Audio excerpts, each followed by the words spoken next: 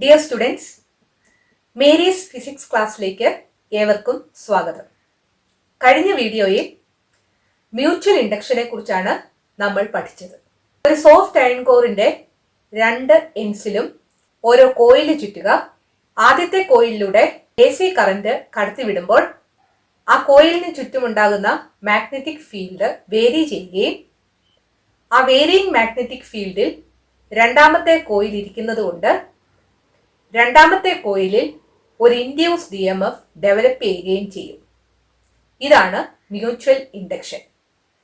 അതായത് പ്രൈമറി കോയിലിലാണ് AC കടത്തിവിടുന്നത്, സെക്കൻഡറി കോയിലിലാണ് ഇൻഡ്യൂസ്ഡ് EMF ഡെവലപ്പ് ചെയ്യുന്നത്. AC കടത്തിവിടുന്ന കോയിലിൽ തന്നെ ഇൻഡ്യൂസ്ഡ് EMF ഡെവലപ്പ് ചെയ്യുന്ന ഫിനോമിനനാണ് സെൽഫ് ഇൻഡക്ഷൻ. സെൽഫ് ഇൻഡക്ഷനെ കുറിച്ച് കൂടുതലായിട്ട് നമുക്ക് പഠിക്കാം. ടെക്സ്റ്റില് രണ്ട് ഫിഗേഴ്സ് തന്നിട്ടുണ്ട്. രണ്ട് ഫിഗേഴ്സിലും സോഫ്റ്റ് അയൺ കോർ ഉണ്ട്. സോഫ്റ്റ് അയൺ കോറിനെ ചുറ്റി ഒരു സോളിനോയിഡ് ഉണ്ട്. സോളിനോയിഡ് എന്താണെന്ന് നമ്മൾ നേരത്തെ പഠിച്ചായിരുന്നു. Insulated wire wound in the form of a helix. ഹെലിക്സിന്റെ ഷേപ്പില് ചുറ്റിയിരിക്കുന്ന ഒരു ഇൻസുലേറ്റഡ് വയർ എന്ന് പറയുന്ന പേരാണ് സോളിനോയിഡ്. ഇവിടെ 6 വോൾട്ട് DC ആണ് കൊടുക്കുന്നത്. സീരീസ് ആയിട്ട് 3 വാട്ടിന്റെ ഒരു ബൾബും കണക്ട് ചെയ്തിട്ടുണ്ട്. ബൾബിന്റെ സിമ്പലാണ് ഈ കാണിച്ചിരിക്കുന്നത്. ചെരിച്ച് കാണിച്ചിട്ടുണ്ടെന്നേ ഉള്ളൂ. ഈ സർക്യൂട്ടില് അയൺ കോർ ഉണ്ട്, അതിനെ ചുറ്റി കോയിലുണ്ട്. അവിടെ ഒരു 6 വോൾട്ട് AC ആണ് കൊടുത്തിരിക്കുന്നത്. സ്വിച്ചും സീരീസ് ആയിട്ട് 3 വാട്ടിന്റെ ഒരു ബൾബും കൊടുത്തിട്ടുണ്ട്. സ്വിച്ച് ഓൺ ആക്കുമ്പോൾ ഈ രണ്ട് സർക്യൂട്ടിലെ ബൾബ് ഗ്ലോ ചെയ്യും. ഈ രണ്ട് സർക്യൂട്ടിലും ഈ കോയിലിന് എറൗണ്ട് ആയിട്ട് ഒരു മാഗ്നറ്റിക് ഫീൽഡ് ഡെവലപ്പ് ചെയ്യും. കാരണം A magnetic field is developed around A current carrying conductor. ഇതിൽ ഏത് സർക്യൂട്ടിലെ മാഗ്നറ്റിക് ഫീൽഡിലാണ് വേരിയേഷൻ ഉണ്ടാകുന്നത് എന്ന് പറയാമോ?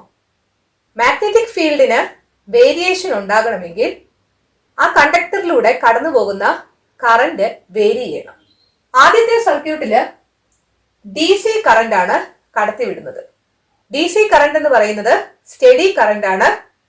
അതിന്റെ മാഗ്നിറ്റ്യൂഡും മാറുന്നില്ല, ഡയറക്ഷനും മാറുന്നില്ല. അതുകൊണ്ട് ഇവിടെ ഉണ്ടാകുന്ന മാഗ്നറ്റിക് ഫീൽഡിന് വേരിയേഷൻ ഒന്നും ഉണ്ടാകത്തില്ല. രണ്ടാമത്തെ ഫിഗറില് AC കറന്റ് കൊടുക്കുന്നത് കൊണ്ട് ഈ കോയിലുമായിട്ട് ലിങ്ക് ചെയ്ത് കിടക്കുന്ന മാഗ്നറ്റിക് ഫീൽഡിന് വേരിയേഷൻ വരികയും ഈ കോയിലില് ഒരു EMF ഇൻഡ്യൂസ് ചെയ്യപ്പെടുകയും ചെയ്യും. AC കറന്റ് കൊടുക്കുന്ന അതേ കോയിലിൽ തന്നെയാണ് ഇൻഡ്യൂസ്ഡ് EMFും ഡെവലപ്പ് ചെയ്യുന്നത്. ഈ ഇൻഡ്യൂസ്ഡ് EMFന് ബാക്ക് EMF എന്നാണ് പറയുന്നത്. ബാക്ക് EMFന്റെ പ്രത്യേകത it opposes the applied voltage എന്നുള്ളതാണ്. അതായത് നമ്മൾ ഈ സർക്യൂട്ടിൽ എത്ര വോൾട്ടേജ് ആണോ കൊടുക്കുന്നത് ആ വോൾട്ടേജിനെ ഈ ബാക്ക് EMF എതിർക്കും. അപ്ലൈഡ് EMF ഏത് ഡയറക്ഷനിലാണോ ആക്ട് ചെയ്യുന്നത് ആ ഡയറക്ഷന് എതിരെയുള്ള ഡയറക്ഷനിലായിരിക്കും ബാക്ക് EMF ആക്ട് ചെയ്യുന്നത്. അതുകൊണ്ട് ഈ സർക്യൂട്ടിലെ ഇഫക്റ്റീവ് വോൾട്ടേജ് കുറഞ്ഞു പോകും. ഫോർ എക്സാമ്പിൾ, ഇവിടുത്തെ അപ്ലൈഡ് വോൾട്ടേജ് 6 വോൾട്ട് ആണ്. ഇവിടുത്തെ ബാക്ക് EMF 2 വോൾട്ട് ആണെന്ന് വിചാരിക്കുക.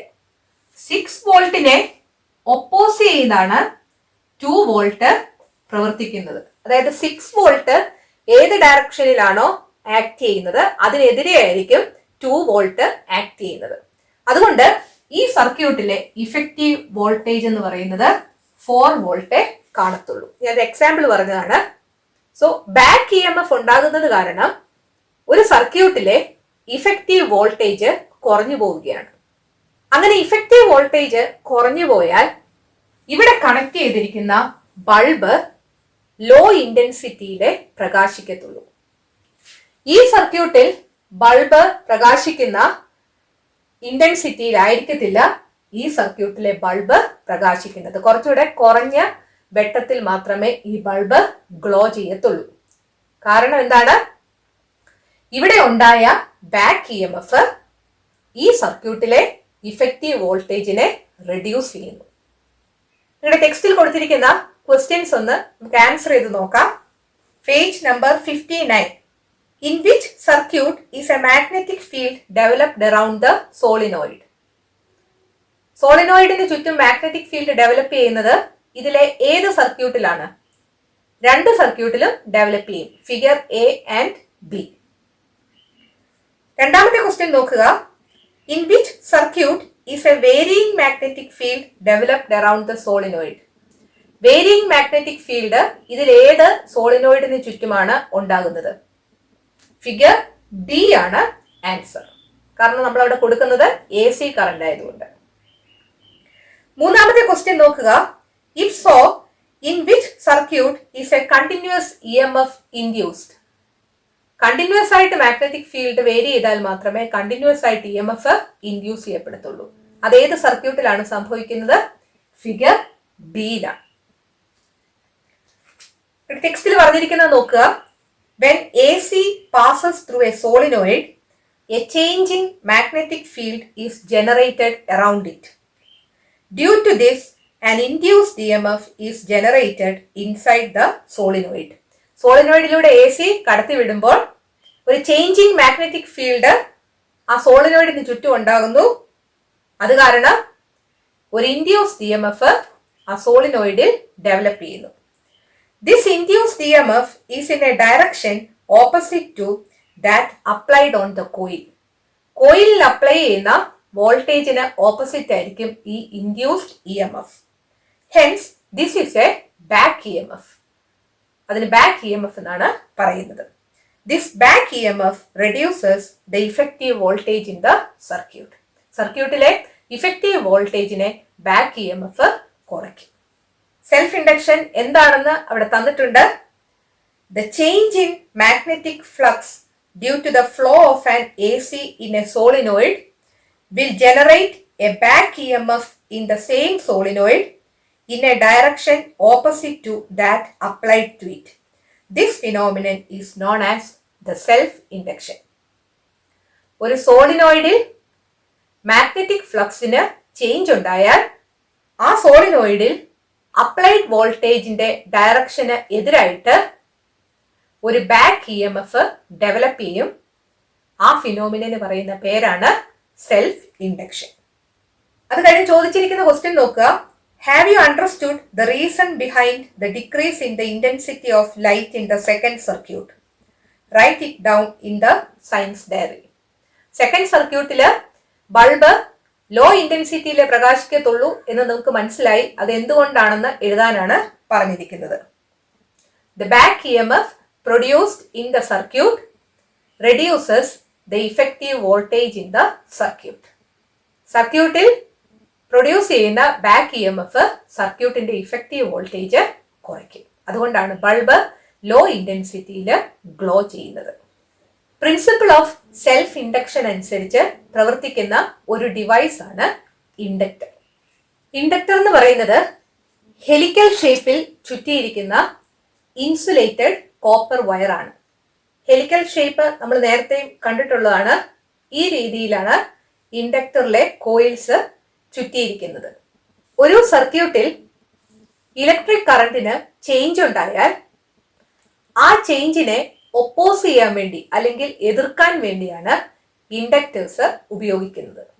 അതുപോലെ ഒരു സർക്യൂട്ടിലെ ഇലക്ട്രിക് കറന്റ് ഒരു ഡിസയേർഡ് വാല്യൂവിലേക്ക് റെഡ്യൂസ് ചെയ്യാൻ, അതായത് നമുക്ക് ഇഷ്ടമുള്ള ഒരു വാല്യൂവിലേക്ക് കുറച്ചു കൊണ്ടുവരാൻ ഇൻഡക്ടേഴ്സ് ഉപയോഗിക്കുന്നു. അങ്ങനെ ചെയ്യുമ്പോൾ ലോസ് ഓഫ് പവർ ഉണ്ടാകത്തില്ല. ഇൻഡക്ടേഴ്സിനെ കുറിച്ച് 3 കാര്യങ്ങളാണ് അറിയേണ്ടത്. Inductor is an insulated copper wire wound in a helical shape. രണ്ടാമത്തേത്, inductors are coils used to oppose the changes in electric current in a circuit. മൂന്നാമത്തേത്, inductors are used to reduce current in a circuit to the desired value without loss of power. നിങ്ങളുടെ ടെക്സ്റ്റിലെ page number 60 നോക്കുക. അവിടെ 3 questions ചോദിച്ചിട്ടുണ്ട്. ഒന്നാമത്തേത്, inductors are widely used in AC circuits. Why? അതിന്റെ reason ഈ 2 points എഴുതിയാൽ മതി. Inductors are used to oppose the changes in electric current in a circuit. They are used to reduce current in a circuit to the desired value without loss of power. അടുത്ത question നോക്കുക. If resistors are used instead of inductors, what will be the disadvantage? അതിന്റെ answer, energy loss will be there in the form of heat. കാരണം ഹീറ്റിന്റെ ഫോമിൽ അവിടെ energy നഷ്ടമുണ്ടാകും. H=I²RT എന്നല്ലേ. Heat developed റെസിസ്റ്റൻസിനെ depend ചെയ്യുന്നുണ്ട്. അതുകൊണ്ട് energy loss in the form of heat അവിടെ ഉണ്ടാകും resistors ആണ് ഉപയോഗിക്കുന്നതെങ്കിൽ. മൂന്നാമത്തെ ക്വസ്റ്റ്യൻ നോക്കുക. Inductors are not used in DC circuit. Find out the reason and write it down in the science diary. DC സർക്യൂട്ടിൽ inductors ഉപയോഗിക്കാത്തത് എന്തുകൊണ്ടെന്നാണ്. ഇൻഡക്ടേഴ്സ് വർക്ക് ചെയ്യുന്നത് പ്രിൻസിപ്പിൾ ഓഫ് സെൽഫ് ഇൻഡക്ഷൻ അനുസരിച്ചാണ്. സെൽഫ് ഇൻഡക്ഷൻ നടക്കണമെങ്കിൽ അവിടെ ബാക്ക് EMF ജനറേറ്റ് ചെയ്യണം. DC സർക്യൂട്ടുകളിൽ ബാക്ക് EMF ഉണ്ടാകത്തില്ല എന്നുള്ളതാണ് അവിടുത്തെ answer. No back EMF is produced in DC circuits. So inductors are not used in DC circuits. Principle of electromagnetic induction അനുസരിച്ച് പ്രവർത്തിക്കുന്ന 3 ഡിവൈസസിനെ കുറിച്ചാണ് നമ്മൾ പഠിച്ചത്. Generator, transformer, inductor.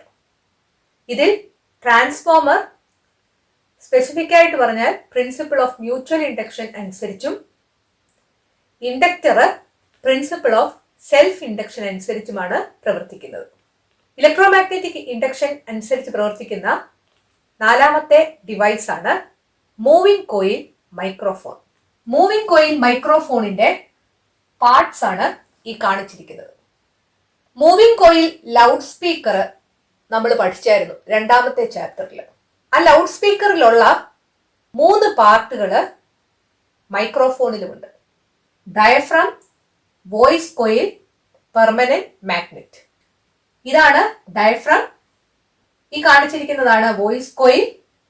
ഈ വോയിസ് കോയില് മാഗ്നറ്റിലാണ് ചുറ്റിയിരിക്കുന്നത്. മൂവിംഗ് കോയിൽ ലൗഡ് സ്പീക്കറിൽ പറഞ്ഞിരിക്കുന്ന 2 കാര്യങ്ങൾ മൂവിംഗ് കോയിൽ മൈക്രോഫോണിലുണ്ട്. ഒന്നാമത്തേത്, voice coil is situated in a magnetic field. ഈ വോയിസ് കോയില് ഇവിടെ ഒരു മാഗ്നറ്റെ ചുറ്റിയിരിക്കുകയാണ്. അതുകൊണ്ട് മാഗ്നറ്റിക് ഫീൽഡിലാണ് ഇരിക്കുന്നത്. രണ്ടാമത്, voice coil is connected to the diaphragm. ഡയഫ്രോമായിട്ട് വോയിസ് കോയില് കണക്ട് ചെയ്തിട്ടുണ്ട്. മൈക്രോഫോൺ എന്ന് പറഞ്ഞാല് നമ്മളെല്ലാം ഉപയോഗിക്കുന്ന മൈക്കാണ്. മൈക്കിൽ എന്താ നടക്കുന്നത്? Sound waves are converted into electric signals. Sound waves വരുമ്പോൾ ഈ ഡയഫ്രം വൈബ്രേറ്റ് ചെയ്യും. ഡയഫ്രോമായിട്ട് വോയിസ് കോയിൽ കണക്ട് ചെയ്തിരിക്കുന്നത് കൊണ്ട് വോയിസ് കോയിലും വൈബ്രേറ്റ് ചെയ്യും. വോയിസ് കോയിൽ ഇരിക്കുന്നത് ഒരു മാഗ്നറ്റിക് ഫീൽഡിലാണ്. വോയിസ് കോയില് വൈബ്രേറ്റ് ചെയ്യുമ്പോൾ വോയിസ് കോയിലുമായിട്ട് ലിങ്ക് ചെയ്ത് കിടക്കുന്ന മാഗ്നറ്റിക് ഫ്ലക്സിന് ചേഞ്ച് വരുന്നത് കൊണ്ട് വോയിസ് കോയിലിൽ കറന്റ് ഇൻഡ്യൂസ് ചെയ്യപ്പെടും. വരുന്ന സൗണ്ട് വേവ്സിന് അനുസൃതമായിട്ടുള്ള ഇലക്ട്രിക് കറന്റ് ആയിരിക്കും വോയിസ് കോയിലില് ജനറേറ്റ് ചെയ്യുന്നത്. സൗണ്ട് വേവ്സ് ഇലക്ട്രിക് സിഗ്നൽസ് ആയിട്ട് കൺവേർട്ട് ചെയ്യും. നിങ്ങളുടെ ടെക്സ്റ്റിൽ പറഞ്ഞിരിക്കുന്ന ക്വസ്റ്റ്യൻസ് ഒന്ന് നോക്കാം. Page number 60.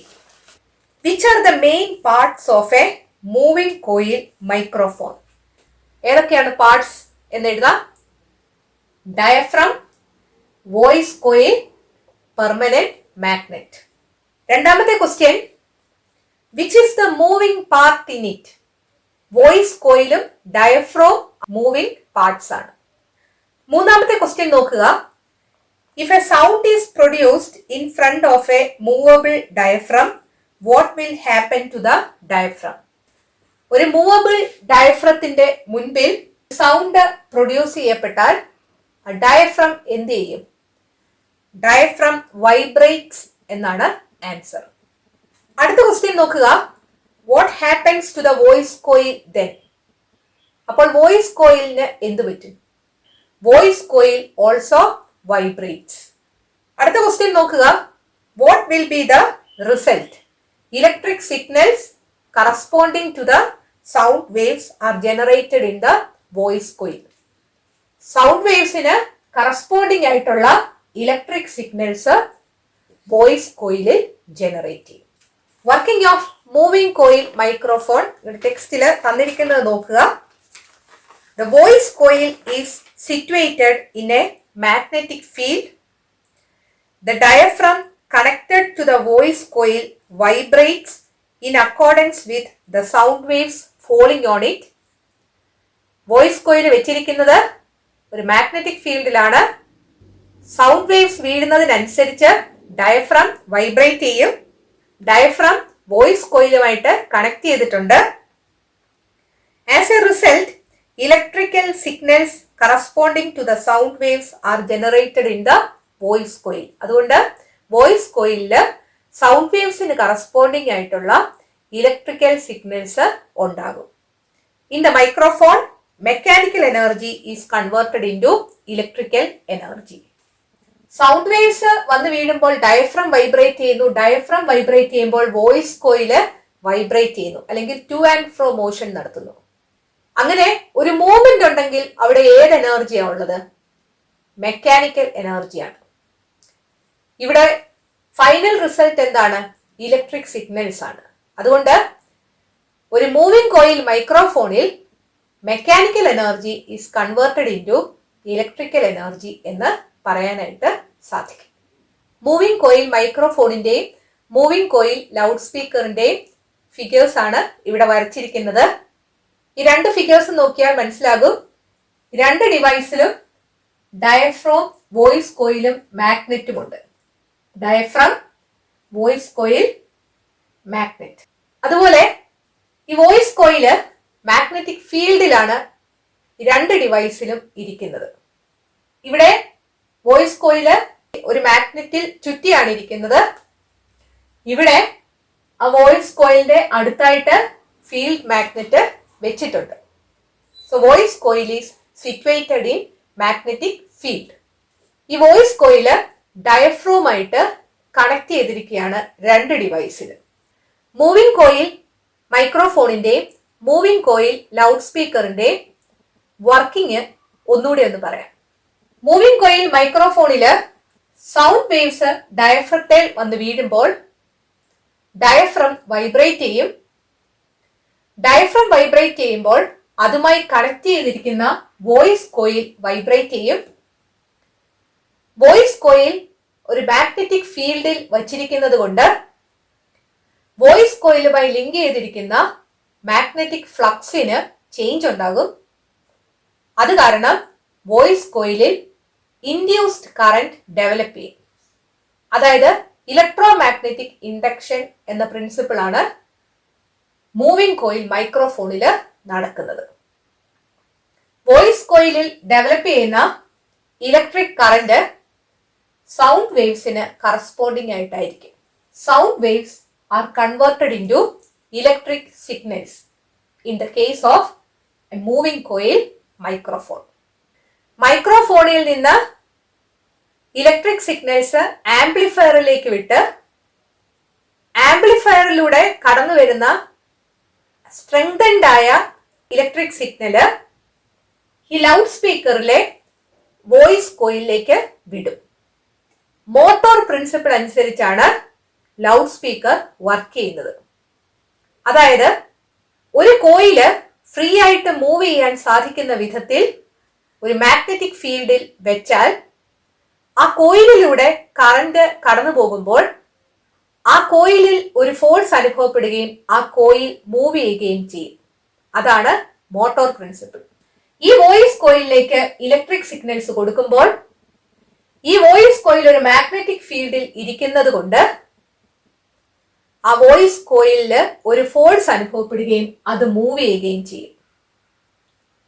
Voice coil vibrate ചെയ്യുമ്പോൾ വോയിസ് കോയിലുമായി കണക്ട് ചെയ്തിരിക്കുന്ന ഡയഫ്രം വൈബ്രേറ്റ് ചെയ്യും. ഡയഫ്രം വൈബ്രേറ്റ് ചെയ്യുമ്പോൾ കോയിൽസിനടുത്തുള്ള എയർ വൈബ്രേറ്റ് ചെയ്യും, അങ്ങനെ സൗണ്ട് പ്രൊഡ്യൂസ് ചെയ്യും. ഇവിടെ ഇലക്ട്രിക് സിഗ്നൽസ് ആണ് കൊടുക്കുന്നത്, കോയില് വൈബ്രേറ്റ് ചെയ്യുകയാണ് ചെയ്യുന്നത്. അതായത് മെക്കാനിക്കൽ എനർജി ആയിട്ട് അത് കൺവേർട്ട് ചെയ്യപ്പെടുകയാണ്. So electrical energy is converted into mechanical energy. Moving coil മൈക്രോഫോണും മൂവിംഗ് കോയിൽ ലൗഡ് സ്പീക്കറും തമ്മിലുള്ള സിമിലാരിറ്റീസ് ആണ് ഇവിടെ തന്നിരിക്കുന്നത്. Both have voice coil, diaphragm and permanent magnet. The voice coil is situated in the magnetic field in both of them. The voice coil is connected to the diaphragm in both of them. രണ്ടിലും voice കോയിലും diaphragm permanent മാഗ്നറ്റും ഉണ്ട്. രണ്ടിലും voice coil magnetic ഫീൽഡിലാണ് വെച്ചിരിക്കുന്നത്. മൈക്രോഫോണിലും loud സ്പീക്കറിലും voice coil ഡയഫ്രോമായി കണക്ട് ചെയ്തിരിക്കുന്നു. മൂവിംഗ് കോയിൽ മൈക്രോഫോണും മൂവിംഗ് കോയിൽ ലൗഡ് സ്പീക്കറും തമ്മിലുള്ള ഡിഫറൻസസ് നോക്കാം. മൂവിംഗ് കോയിൽ മൈക്രോഫോണില് sound waves are converted into electric signals. Loud സ്പീക്കറില് electric signals are converted into sound waves. Microphone works on the principle of electromagnetic induction. Loud speaker works on motor principle. മൂന്നാമത്തേത്, moving coil മൈക്രോഫോണിൽ sound waves വരുന്നതിനനുസരിച്ച് ഈ diaphragm vibrate ചെയ്യുമ്പോൾ അതിനോട് ചേർന്നിരിക്കുന്ന voice കോയില് vibrate ചെയ്യുന്നതിന്റെ ഫലമായിട്ടാണ് ആ വോയിസ് കോയിലിൽ ഇലക്ട്രിക് സിഗ്നൽസ് ഉണ്ടാകുന്നത്. വൈബ്രേറ്റ് ചെയ്യുക അല്ലെങ്കിൽ ഒരു മൂവ്മെന്റ് ഉണ്ടാവുക എന്ന് പറഞ്ഞാൽ മെക്കാനിക്കൽ എനർജിയുടെ കൺവേർഷൻ ആണ് ഇവിടെ നടക്കുന്നത്. Mechanical energy is converted into electrical energy. So conversion of mechanical energy into electrical energy in the case of moving coil microphone. Moving coil loudspeakerല് ഇലക്ട്രിക് സിഗ്നൽസ് വോയിസ് കോയിലിലേക്ക് കൊടുക്കുമ്പോൾ വോയിസ് കോയിൽ മാഗ്നറ്റിക് ഫീൽഡിൽ ഇരിക്കുന്നത് കൊണ്ട് അതിലൊരു force അനുഭവപ്പെടുകയും അത് move ചെയ്യുകയും ചെയ്യുകയാണ്. That is conversion of electrical energy into mechanical energy. Moving coil മൈക്രോഫോണും മൂവിംഗ് കോയിൽ ലൗഡ് സ്പീക്കറും ഏത് പ്രിൻസിപ്പിളിനനുസരിച്ചാണ് വർക്ക് ചെയ്യുന്നത് എന്നുള്ളത് തെറ്റിപ്പോകാതിരിക്കാൻ എനിക്ക് തോന്നിയ ഒരു ഐഡിയ നിങ്ങൾക്ക് പറഞ്ഞു തരാം. മൈക്രോഫോൺ ഇലക്ട്രോ മാഗ്നറ്റിക് ഇൻഡക്ഷൻ അനുസരിച്ചാണ് വർക്ക് ചെയ്യുന്നത്. മൈക്രോഫോണിന്റെ EMI അത് തന്നെയല്ലേ ഇവിടെ വരുന്നേ, EMI. മൈക്രോഫോണിൽ ഇലക്ട്രോ മാഗ്നറ്റിക് ഇൻഡക്ഷൻ ആണ് എന്ന് ഓർത്തിരിക്കാം. അതുപോലെ ലൗഡ് സ്പീക്കറില് ഏറ്റവും അവസാനം ആറാണ്, മോട്ടോറിനും ആറാണ്. അപ്പോൾ ലൗഡ് സ്പീക്കറില് മോട്ടോർ പ്രിൻസിപ്പിൾ ആണെന്ന് ഓർത്തിരിക്കാം. അതുപോലെ മൈക്രോഫോണില് നമുക്കറിയാം സൗണ്ട് വേവ്സ് ഇലക്ട്രിക് സിഗ്നൽസ് ആയിട്ട് മാറുകയാണ്. മൈക്കിൽ അങ്ങനെയാണല്ലോ, നമ്മൾ സംസാരിക്കുമ്പോൾ ആ സൗണ്ട് വേവ്സ് ഇലക്ട്രിക് സിഗ്നൽസ് ആയിട്ട് മാറുന്നു. ലൗഡ് സ്പീക്കറിൽ നേരെ തിരിച്ചാന്ന് ഓർക്കുക. That is electric signals sound waves ആയിട്ട് മാറുന്നു. ലൗഡ് സ്പീക്കറിൽ സൗണ്ട് കേൾക്കുക ചെയ്യുന്നത്. അടുത്ത പോയിന്റ് ഓർക്കാൻ വേണ്ടി ഈ ഇലക്ട്രിക് സിഗ്നൽസ് എന്നുള്ളടത്ത് ഇലക്ട്രിക് എനർജി ആണെന്ന് ഓർക്കുക. സോ ഇവിടെ ഇലക്ട്രിക് എനർജി ആയിരിക്കും, ഇപ്പുറത്ത് വരുന്നത് മെക്കാനിക്കൽ എനർജി ആയിരിക്കും. അതായത് സൗണ്ട് വേവ്സ് വരുമ്പോൾ കോയില് വൈബ്രേറ്റ് ചെയ്യുകയാണ്, അതുകൊണ്ട് അവിടെ ഉണ്ടാകുന്ന എനർജി എന്ന് പറയുന്നത് മെക്കാനിക്കൽ എനർജി ആയിരിക്കും. ഇവിടെ എന്തെഴുതാം, ഇലക്ട്രിക് സിഗ്നൽസ് എന്നുള്ളടത്ത് ഇലക്ട്രിക് എനർജി എന്ന് ഓർക്കുക. സൗണ്ട് വേവ്സ് വരുന്നിടത്ത് മെക്കാനിക്കൽ എനർജി എന്ന് ഓർക്കുക. ഇങ്ങനെ നിങ്ങൾ ഓർത്താല് ഈ പോയിന്റ്സ് തെറ്റിപ്പോകത്തില്ല. ചാപ്റ്റർ 2-ലും ചാപ്റ്റർ 3-ലും നമ്മൾ പഠിച്ച ഡിവൈസസും അതിന്റെ വർക്കിംഗ് പ്രിൻസിപ്പിളും കൂടെ ഒരുമിച്ച് എഴുതിയിരിക്കുകയാണ്. ഇലക്ട്രിക് മോട്ടോർ പ്രിൻസിപ്പിൾ അനുസരിച്ചാണ് വർക്ക് ചെയ്യുന്നത്. Moving coil loud speaker motor principle അനുസരിച്ചാണ് വർക്ക് ചെയ്യുന്നത്.